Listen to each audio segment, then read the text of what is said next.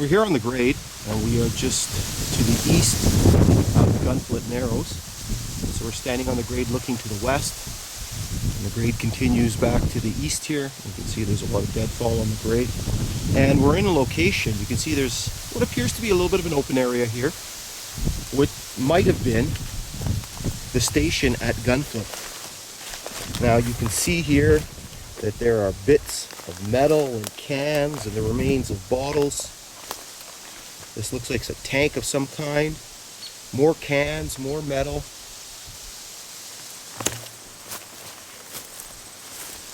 And there is, as I mentioned, a little open area. This is one of the possible locations that I've identified. Unfortunately, it's very difficult to ascertain, as referenced by this stove that's over there, if these items are from the railway period or if they're from a later period. There were a lot of people living in the Narrows here from time to time, and so it's very difficult to make a clear determination. I haven't seen any wood remains or anything like that.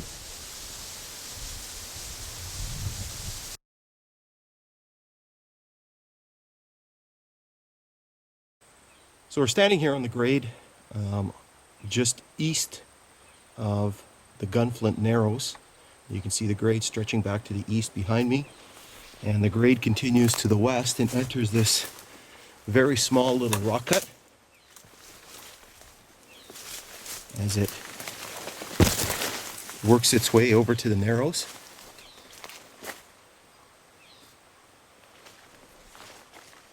You can see that unfortunately there's a lot of debris on the grade.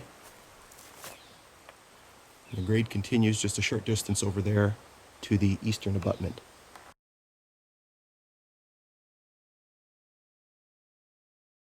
We're here on the grade on the Ontario side of Gunflint Narrows, and you can see the grade stretching to the east behind me, and we're here on what would have been the eastern abutment of a fairly large trestle that would have worked its way across over onto the Minnesota side of the Narrows. Now it's completely obscured by the trees, and if we work our way down here, there are really no remnants left of the bridge. There's so much debris around here that makes it difficult to identify what is real and what isn't real. For example, there's a piece of wood right over here that could have possibly been from some sort of structure, but now as I look closer I see a screen on it.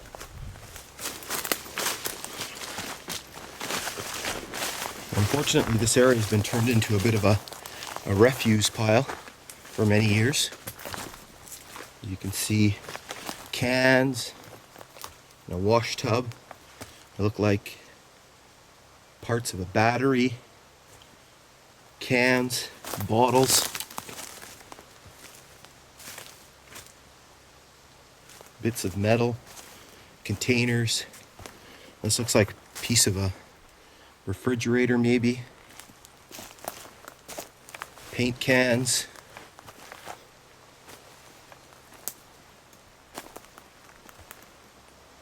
old buckets and chairs. That looks like a piece of an old push lawnmower. Some real interesting historical value in here, but nothing related to the railway, which continued on that way over off into Minnesota. So we're just a little ways from the shore, and what you can see here is this little wet area, and it almost looks as if it's been cut sort of artificially. Looks as if there's a little channel here. The rock looks like it's been cut here, and as well on the other side. So this may well have been some sort of approach channel for the railway as it cut its way across. And it's sort of very difficult to see through the trees, but as I stand here, I'm looking directly in line with the railway grade in Minnesota. So we're standing here on the shores of Magnetic Lake, and we're right at the Narrows between Magnetic and Gunflint. And you can see Gunflint right around the corner. Unfortunately, once again, the water level is very high this year, so it makes it a little bit difficult to get close to where I want to be. But you can see some of the crib work under the water, some of the rock crib, and you can just barely make out some of the pilings under the water. You can see some of them marked over on the American side. You can actually see some of the buoys are actually under the water. And so the railway would have crossed right across. You can actually see a little bit of the opening right there. And it probably would have crossed more into this area right here. So we're still here in the area of the Narrows, and we're just slightly to the north of where we were. Once again, you can see the crib work in the water and the buoys. We were just on that point right there. You can see the railway grade over on the Minnesota side right there. And probably the railway would have crossed right into this area right here and worked its way across.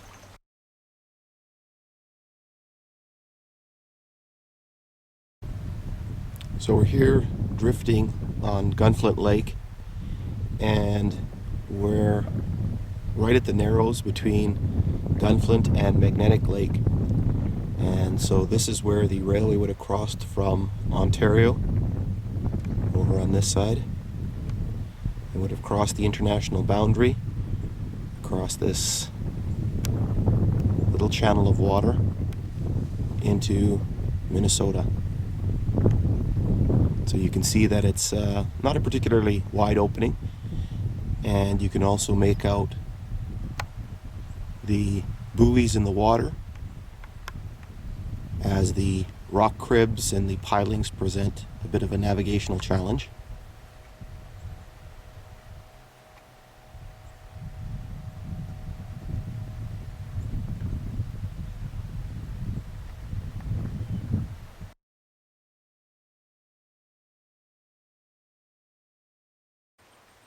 Alright, so we're standing here on the grade. We are on the Minnesota side of Gunflint Narrows.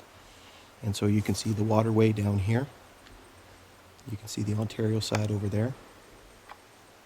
And so there would have been a fairly large trestle bridge that would have ran across here. And you can see the grade continuing to the west. They shoot into the sun. Now, I think part of the grade has been, part of these trees have grown up, and so it's very difficult to see the other side. So we're going to go down to the lake level. Alright, so we're down here on the lake level.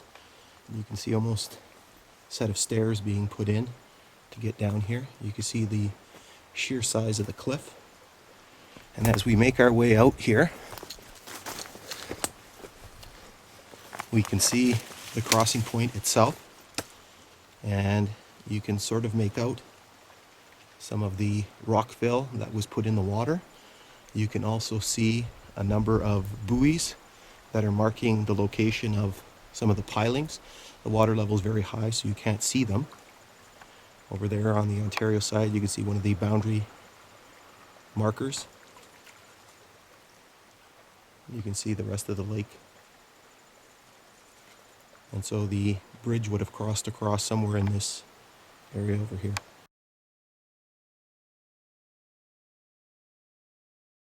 So we're here on Magnetic Lake, and you can see the Canadian side here to the right, and the American side here to the left.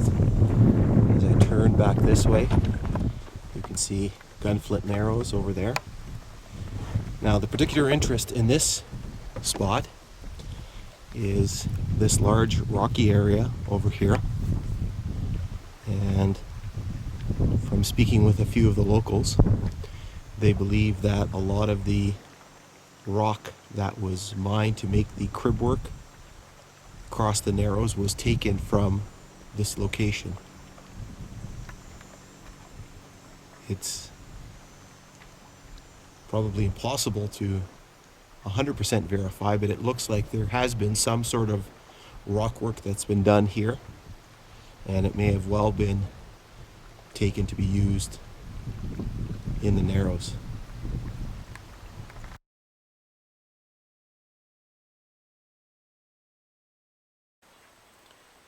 All right, so we're standing here. We're just west of the Narrows at Gunflint Lake, and we're pointed to the east here looking at the grade. And what we have here is we have a nice little rock cut just to the west of the Narrows. And this is fairly consistent with this area, just a long series of rock cuts.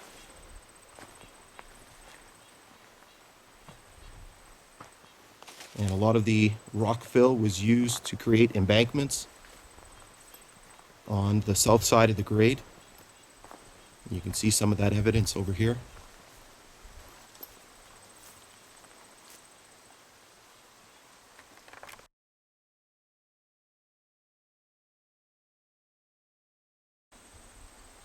So we're here on the grade. We're just to the west of the Gunflint Narrows on the Minnesota side of the railway. And what we have in this location here is the probable site of the U.S. Customs House that was established in 1893, presumably to handle the shipment of ore from Minnesota into Ontario. You can see there is this very large open area, and then located just up the hill, you can see what appears to be the remains of an old wagon. Nearby there's bits and pieces of an old bed spring. So this is this probable location right here.